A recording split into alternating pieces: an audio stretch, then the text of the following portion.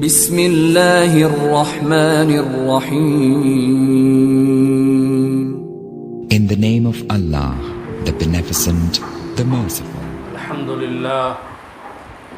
الحمد للہ رب العالمین والصلاة والسلام علی سید الانبیاء والمرسلین وعلى آلہ واصحابہ اجمعین، اما بعد فقد قال اللہ تبارک وتعالی فی القرآن المجید والفرقان الحمید. اعوذ باللہ من الشیطان الرجیم، بسم اللہ الرحمن الرحیم. وَأَمَّا مَنْ خَافَ مَقَامَ رَبِّهِ وَنَهَى النَّفْسَ عَنِ الْهَوَى فَإِنَّ الْجَنَّةَ هِيَ الْمَأْوَى. وقال النبي صلى الله عليه وسلم يقول الله جل ذكره أخرجوا من النار من ذكرني في يوم أو خافني في مقام.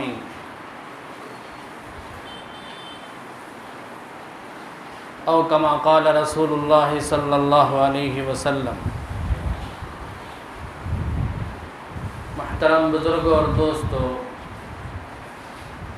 اللہ تبارک و تعالیٰ نے انسانوں کو دو چیزیں عطا فرمائی ہیں. ایک ہے جسم اور ایک ہے روح، جان. یہ دونوں چیزیں انسان کے لیے بڑی نعمت ہیں. جسم گویا ایک مکان ہے، ایک جگہ ہے، اور روح مکین ہے، اس مکان میں، اس جگہ میں رہنے والی چیز. دونوں ہم لوگوں کے لیے ضروری ہے. جسم بھی ضروری ہے، روح بھی ضروری ہے. یہ دونوں چیزیں اللہ کی طرف سے ہمیں دی گئی بہت بڑی نعمت ہے. تو ہمیں ان دونوں کی حفاظت ضروری ہے. جسم ہمارا اسی وقت محفوظ ہوگا جب کہ ہم جسم کو صحیح غذا دیں، صحیح خوراک دیں، تبھی جسم صحیح سالم رہے گا، صحت مند رہے گا. اگر جسم کو صحیح غذا نہ ملے، صحیح خوراک نہ ملے، تو جسم کمزور ہو جائے گا، ناکارہ ہو جائے گا. اسی طرح سے روح، اس کے لیے بھی غذا کی ضرورت ہے. جب اسے غذا ملتی رہے گی، خوراک ملتی رہے گی، تو روح بھی باقی رہے گی، صحیح سالم رہے گی. اگر روح کو صحیح غذا نہ ملے تو ہماری روح، ہماری جان کمزور ہو جائے گی، ناکارہ ہو جائے گی، بیکار ہو جائے. بزرگوں اور دوستو، یہ جو جسم ہے مٹی سے بنا ہے، اور اس کی غذا مٹی ہی سے ملتی ہے. مٹی سے اگنے والی چیزیں ہی جسم کے لیے غذا. اور روح سماوی ہے. اللہ کہتے ہیں قُلِ الرُّوحُ مِنْ أَمْرِ رَبِّي، اے نبی آپ کہہ دیجئے روح میرے رب کے حکم سے پیدا شدہ ہے. تو اب اس کی غذا بھی وہیں سے ہونی چاہیے. وہ کیا ہے؟ اللہ کا ذکر، ذکر الہی. اللہ کا ذکر کریں گے تو روح باقی رہے گی، روح میں صحت رہے گی، روح میں بگاڑ پیدا نہیں ہوگا، فساد پیدا نہیں ہوگا. اگر ہم اللہ کے ذکر سے بالکل ہی غافل ہو جائیں تو پھر ہماری یہ روح کمزور ہو جائے گی، ناکارہ ہو جائے گی، بیکار ہو جائے گی. یہ جو حدیث میں نے آپ حضرات کے سامنے پڑھی ہے، ایک حدیث قدسی ہے. اس سے پہلے بھی بتا چکا ہوں. حدیث قدسی اس حدیث کو کہتے ہیں جسے اللہ کے نبی صلی اللہ علیہ وسلم اللہ کے حوالے سے بتائے، اور وہ قرآن کی آیت نہ ہو تو اس کو حدیث قدسی کہتے ہیں. تو یہ بھی اسی طرح کی ہے. اللہ کے نبی صلی اللہ علیہ وسلم فرماتے ہیں یقول اللہ جل ذکرہ، اللہ رب العزت کہیں گے فرشتوں سے قیامت کے دن اخرجوا من النار من ذکرنی فی یوم او خافنی فی مقام. اے فرشتوں دیکھو ڈھونڈو جہنم میں کون ایمان والا بندہ ایسا ہے جو گناہوں کی وجہ سے جہنم میں ڈال دیا گیا ہے. ایسے مومن بندے کو نکالو جس نے مجھے کسی بھی دن یاد کیا ہو اخلاص، کسی بھی دن میرا ذکر کیا ہو اخلاص سے، ویسے بندے کو جہنم سے باہر کرو. او خافنی فی مقام، یا کسی بھی جگہ مجھ سے ڈرا ہو، میرے خوف کی وجہ سے، میرے ڈر کی وجہ سے گناہ سے باز رہا ہو، ایسے بندے کو چن چن کر جہنم سے باہر کرو. تو بزرگ اور دوستو، ہم اندازہ لگا سکتے ہیں کہ تھوڑے سے ذکر کرنے کی کتنی بڑی فضیلت ہے. کسی بھی دن اخلاص سے اگر ہم نے اللہ کو یاد کیا ہو، اللہ اس کی اتنی لاج رکھتا ہے، اللہ اس ذکر کی اتنی قدر کرتا ہے کہ ہم جہنم کے مستحق ہو چکے ہوں تو بھی ہمیں چن چن کر جہنم سے نکال کر نجات دلائے گا، جنت میں داخل کرائے گا. اب اگر ہم کثرت سے اللہ کا ذکر کریں تو کتنا ثواب ہوگا، اللہ اس کی کتنی قدر کرے گا، اللہ اس کا ہمیں کتنا اجر اور ثواب دے گا، ہم اندازہ لگا سکتے ہیں. حضرت مولانا حکیم اختر صاحب رحمۃ اللہ علیہ، شاہ ابراء الحق صاحب رحمۃ اللہ علیہ کے خلیفہ ہیں. انہوں نے ایک واقعہ لکھا ہے، قرآن پاک میں ہے، حضرت سلیمان علیہ السلام کے بارے میں. ولی سلیمان الریح غدوها شہر ورواحها شہر. اللہ کہتے ہیں ہم نے حضرت سلیمان علیہ السلام کے لیے ہوا کو ان کے تابع کر دیا تھا. صبح سے لے کے دوپہر تک ہوا ان کو 1 مہینے کی مسافت طے کرا دیتی تھی، اور دوپہر سے لے کے شام تک اور 1 مہینے کی مسافت طے کرا دیتی تھی. یعنی اگر کوئی آدمی تیز رفتار سواری گھوڑے پہ سوار ہو کر 1 مہینہ تک سفر کرے تو وہ جتنی دور تک پہنچ پاتا اتنی دور تک ہوا حضرت سلیمان علیہ السلام کے تخت کو پہنچا دیتی تھی. پھر دوپہر سے شام تک 1 مہینے کی مسافت طے کرا دیتی تھی. اللہ نے ہوا کو سلیمان علیہ السلام کا خادم بنا دیا تھا. کہیں بھی حضرت سلیمان علیہ السلام کو سفر کرنا ہوتا تو تخت سلیمان علیہ السلام کے تخت پر حضرت سلیمان علیہ السلام بھی بیٹھتے تھے، آپ کے جو اصحاب تھے، احباب تھے، وہ بھی بیٹھتے تھے. جنات بھی حضرت سلیمان علیہ السلام کے مٹھی میں تھے، قبضے میں تھے، تو جنات بھی بیٹھتے تھے.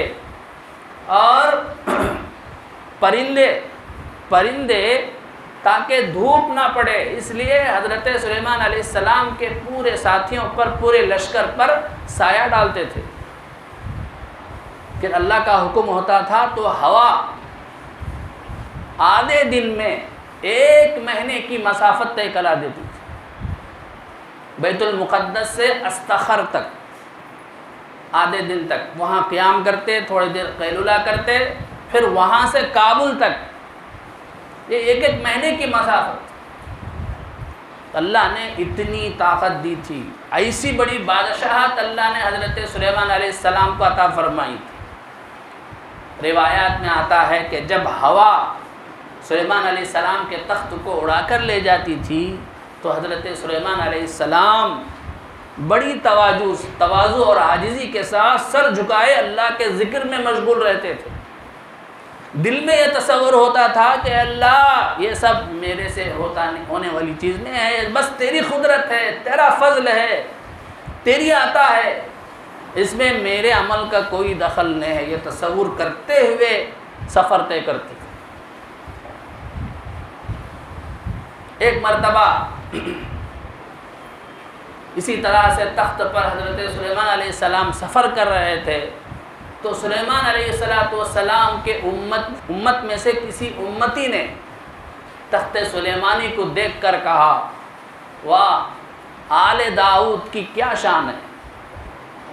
سلیمان علیہ السلام داؤد علیہ السلام کے بیٹے، داؤد علیہ السلام بھی بادشاہ تھے، نبی ہونے کے ساتھ ساتھ سلیمان علیہ السلام بھی بادشاہ تھے۔ تو اس امتی نے کہا کہ آل داؤد علیہ السلام کے خاندان کی کیا شان ہے، ان کی کیا بادشاہت ہے، کیا حکومت ہے۔ یہ بات ہوا کے ذریعے سے حضرت سلیمان علیہ السلام کو معلوم ہو گئی۔ حضرت سلیمان علیہ السلام نے اس امتی کو اپنے پاس بلوایا اور اس سے کہا لَتَسْبِيحَةٌ وَاحِدَةٌ خَيْرٌ مِّمَّا أُوتِيَ آلَ داؤد۔ اے امتی سن لو،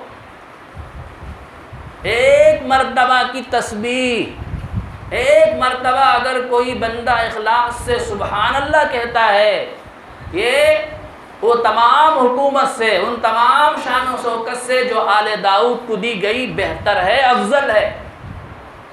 اس لیے کہ آل داؤد کی جو حکومت ہے، بادشاہت ہے، یہ فنا ہونے والی ہے، لیکن وہ ایک سبحان اللہ فنا ہونے والا نہیں ہے، ختم ہونے والا نہیں ہے۔ تو بزرگوں اور دوستو، ہم اس سے بھی اندازہ لگا سکتے ہیں کہ اخلاص کے ساتھ اگر ہم اللہ کا ذکر کریں، اللہ کو یاد کریں، تو اس کا کتنا بڑا ثواب ہے۔ قرآن میں کسی بھی عبادت کو کثرت سے کرنے کا حکم نہیں دیا گیا سوائے اللہ کے ذکر کے۔ یا ایھا الذین آمنوا اذکروا اللہ ذکرا کثیرا، ایمان والو اللہ کو کثرت سے ذکر کرو۔ نماز کثرت سے پڑھو نہیں ہے، غلط نہیں ہے، پڑھ سکتے ہیں، لیکن ذکر کو کثرت سے کرنے کا حکم دیا گیا۔ اس لیے بزرگوں اور دوستو، ہمیں وقت فارغ کر کے فجر کی نماز کے بعد، عصر کی نماز کے بعد کم از کم 100 مرتبہ ہمیں تسبیح کرنی چاہیے، اللہ کا ذکر کرنی چاہیے۔ 30 پر 3 مرتبہ سبحان اللہ، 30 پر 3 مرتبہ الحمدللہ، 30 پر 4 مرتبہ اللہ اکبر، استغفار 1 مرتبہ، استغفار بھی جو ہے 30 پر 3 مرتبہ یا 100 مرتبہ، درود شریف، خاص طور پر جمعہ کا دن ہے تو درود شریف کثرت سے پڑھنا چاہیے۔ پتہ نہیں ہمارا کون سا عمل اللہ کو پسند آ جائے اور ہمارا بیڑا پار ہو جائے۔ حضرت مولانا حسین احمد مدنی رحمۃ اللہ علیہ اکابر دیوبند میں سے بہت بڑے اللہ والے ہیں، گزرے ہیں۔ حضرت فرماتے ہیں کہ قیامت کے دن کو یوم الحسرہ، حسرت کا دن کہا گیا ہے، افسوس کا دن۔ اب یہ قیامت کا دن کافروں کے لیے، مشرکوں کے لیے تو حسرت کا دن ہے، افسوس کا دن ہے، سمجھ میں آتا ہے، کیونکہ ان کے پاس ایمان نہیں ہے، اس لیے وہ وہاں جا کے افسوس کریں گے، کاش ہم مسلمان ہو جاتے، کاش ہم ایمان والے ہو جاتے۔ لیکن وہ قیامت کا دن ایمان والوں کے لیے بھی، عبادت گزاروں کے لیے بھی حسرت کا دن ہوگا۔ وہ کیسے ہوگا؟ تو حضرت فرماتے ہیں جو بھی ایمان والے دنیا میں خوب عبادت کیے، ان کو اللہ اتنا اجر دیں گے، اتنا اجر دیں گے کہ اس اجر کو، ثواب کو، فضیلت کو دیکھ کر وہ اپنے کیے ہوئے اعمال کو ہیچ سمجھیں گے، بہت کم سمجھیں گے۔ چنانچہ مشکاۃ شریف میں ایک حدیث ہے، آپ صلی اللہ علیہ وسلم نے فرمایا اگر کوئی بندہ پیدا ہونے سے لے کر موت تک ہمیشہ عبادت میں رہے، اسے اتنا اجر ملے گا اللہ کے پاس قیامت کے دن کہ وہ خواہش کرے گا کہ کاش مجھے دوبارہ دنیا میں جانا نصیب ہو جاتا تو میں اور عبادت کرتا۔ وہ زندگی بھر کی ہوئی عبادت کو قلیل سمجھے گا، کمتر سمجھے گا، معمولی سمجھے۔ اس لیے بزرگوں اور دوستو، یہ موقع جو ملا ہے ہمیں، زندگی کے قیمتی مواقع، اسے ہمیں ضائع نہیں کرنا چاہیے، گنوانا نہیں چاہیے۔ وقت کو بیکار چیزوں میں ضائع کرنے کے بجائے، وقت ملا ہے فارغ وقت تو اللہ کے ذکر میں مشغول ہو جانا چاہیے۔ ذکر کرنے کے لیے کوئی شرط نہیں ہے، پاک ہونا ضروری نہیں، غسل ہونا ضروری نہیں، جب چاہے آپ ذکر کر سکتے، کھڑے کھڑے ذکر کر سکتے، بیٹھے بیٹھے ذکر کر سکتے، لیٹے لیٹے ذکر کر سکتے، تجارت کرتے کرتے ذکر کر کمپنی میں کاریگری کر رہے ہیں، کام کر رہے ہیں، کام کرتے کرتے ذکر کر سکتے ہیں، اس کے لیے کوئی قید نہیں ہے. اسی لیے اللہ نے کہا اذکروا اللہ ذکرا کثیرا. اور دوسری بات اللہ کے نبی صلی اللہ علیہ وسلم نے جو حدیث میں بتلائی ہے اللہ کے حوالے سے، وہ یہ کہ او خافنی فی مقام، اے فرشتو جو بندہ میرے سے ڈر کر کبھی بھی میرے سے ڈر کر گناہ چھوڑا ہو، ویسے بندے کو بھی جہنم سے باہر کرو، اس کو بھی جہنم سے آزاد کرو، جنت میں بھیجو اسے. تو بزرگوں اور دوستو، ہمیں اللہ کی عظمت کو سوچنا چاہیے، اللہ کی صفات میں سوچنا چاہیے، اللہ کی ذات میں غور کرنا چاہیے کہ اللہ کی ذات کتنی بڑی ہے، اللہ کتنی طاقت والے ہیں، اللہ کا علم کتنا وسیع ہے، اللہ کو ہم میں سے ہر ایک کی ہر حرکت کا پتہ ہے، ہم کیا کرتے ہیں، کیا سوچتے ہیں، ہمارے دماغ میں کیا ہے، سب اللہ جانتا ہے. اولم یعلم بان اللہ یرا، کیا انسان نہیں سمجھتا کہ اللہ دیکھ رہا ہے. یعلم ما فی الصدور، دل میں رہنے والی باتوں کو بھی وہ جانتا ہے. تو اس لیے ہمیں یہ تصور رہنا چاہیے ہمیشہ کہ اللہ مجھے دیکھ رہا ہے. جب یہ تصور آ جائے تو پھر ہم سے کوئی گناہ نہیں ہوگا، کوئی نماز نہیں چھوٹے گی، کسی نامحرم پر نظر نہیں اٹھے گی، تنہائی میں ہو چاہے سب کے سامنے ہو، ہم سے کوئی گناہ نہیں ہوگا. حضرت شیخ عبد القادر جیلانی رحمۃ اللہ علیہ، کتنے بڑے اللہ والے، کتنے بڑے بزرگ. گلستان نام کی ایک کتاب ہے جب فارسی زبان میں، اس میں حضرت کا ایک چھوٹا واقعہ لکھا ہے کہ ایک مرتبہ حضرت شیخ عبد القادر جیلانی رحمۃ اللہ علیہ حرم محترم میں گئے، مکہ مکرمہ کو. وہاں پتھریلی زمین پر سر رکھ کر، پیشانی رکھ کر رو رہے تھے، گڑ گڑا رہے تھے اور اللہ سے کہہ رہے تھے کہ اللہ میرے گناہ بخش دے، اللہ میرے گناہ معاف فرما دے. اگر میں معافی کے قابل نہیں ہوں، سزا کے لائق ہوں، تو اللہ قیامت کے دن مجھے اندھا بنا کر اٹھا، تاکہ میں قیامت کے دن رسوا نہ ہو جاؤں، ذلیل نہ ہو جاؤں، بے عزت نہ ہو جاؤں. کتنے بڑے اللہ والے، ان کا یہ حال ہے، ان کے دل میں اللہ کا خوف اتنا ہے، تو ہمیں اللہ سے کتنا ڈرنا چاہیے. امام غزالی رحمۃ اللہ علیہ نے مکاشفۃ القلوب نامی کتاب میں ایک واقعہ لکھا ہے. ایک نوجوان کو ایک لڑکی سے محبت ہو گئی، ہمیشہ اسی سوچ میں رہتا تھا، اسی فکر میں رہتا تھا، اسی کی طلب میں رہتا تھا. ایک مرتبہ وہ لڑکی کسی قافلے کے ساتھ روانہ ہو گئی کہیں جانے کے لیے، تو یہ نوجوان بھی اس کے پیچھے پیچھے قافلے کے پیچھے جانے لگا. اس زمانے میں قافلہ رات کے وقت میں کہیں مناسب جگہ ٹہرتا تھا، آرام کرتا تھا، کھاتا تھا، پیتا تھا، اس کے بعد وہاں سے صبح کے وقت میں واپس ہوتا تھا. اسی طرح سے وہ قافلہ مسافروں کا ایک جگہ جا کے پڑاؤ ڈالا اور وہاں پر سب کھائے پیے اور آرام کرنے لگے، سونے شروع ہو گئے. تو یہ بھی چپکے سے اس عورت لڑکی کے پاس گیا اور جا کر اپنی محبت کا اظہار کرنے لگا. تو اس لڑکی نے کہا پورے قافلے میں جا کے دیکھو سب سو گئے ہیں کہ نہیں. تو وہ نوجوان بھی خوشی سے پورے قافلے کا چکر لگایا، ایک ایک آدمی کو غور سے دیکھا، کوئی جاگ رہا ہے یا سو گیا ہے. واپس آ کر لڑکی سے کہنے لگا کہ قافلے والے سب کے سب سو گئے ہیں، کوئی بھی نہیں جاگ رہا ہے.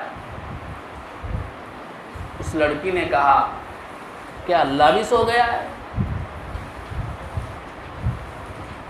تو بس یہ کہنا تھا، اس نوجوان پر بجلی گری اور وہ تھر تھر کانپنے لگا، کہنے لگا اللہ تو نہیں سوتا. آیت الکرسی ہم پڑھتے ہیں، اللہ لا الہ الا هو الحی القیوم لا تأخذہ سنۃ ولا نوم. اللہ کی شان ایسی ہے کہ نہ اسے اونگ لگتی ہے نہ اسے نیند آتی ہے. تو اس لڑکی نے کہا سب تو سو گئے، اللہ تو سویا نہیں، اللہ تو دیکھ رہا ہے. ہم اگر گناہ کریں گے تو اللہ کے سامنے جا کے کیا جواب دیں گے؟ کس منہ سے ہم اللہ کے پاس جائیں گے؟ بس وہ نوجوان کو عقل آ گئی اور وہ اللہ کے خوف سے گناہ سے باز آ گیا، وہاں سے چلا گیا۔ ایک عرصے کے بعد، ایک زمانے کے بعد اس کا انتقال ہو گیا۔ کسی نے خواب میں دیکھا تو پوچھا کہ کیا گزرا، اللہ نے تیرے ساتھ کیا معاملہ کیا؟ تو اس بندے نے کہا، اس نوجوان نے کہا کہ اس دن اللہ کے خوف کی وجہ سے میں گناہ سے بچا، اس کے صدقے میں اللہ نے میرا بیڑا پار کر دیا اور مجھے معاف کر دیا اور جنت میں داخل کر دیا۔ اس لیے بزرگوں اور دوستو، خوف الہی یہ بہت بڑی چیز ہے۔ اللہ کہتے ہیں وَأَمَّا مَنْ خَافَ مَقَامَ رَبِّهِ، جو شخص اپنے رب کے سامنے کھڑے ہونے سے ڈرے، وَنَهَى النَّفْسَ عَنِ الْهَوَىٰ، اور اپنے نفس کو خواہش سے روکے، فَإِنَّ الْجَنَّةَ هِيَ الْمَأْوَىٰ، سن لو اس کے لیے جنت ہی ٹھکانہ ہے، اس کا ٹھکانہ بس جنت ہے۔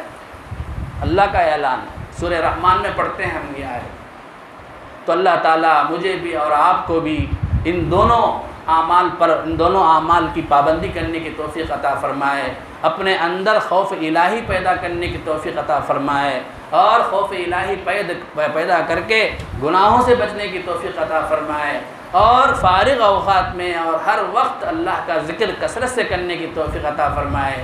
آمین وآخر دعوانا الحمدللہ رب العالمین۔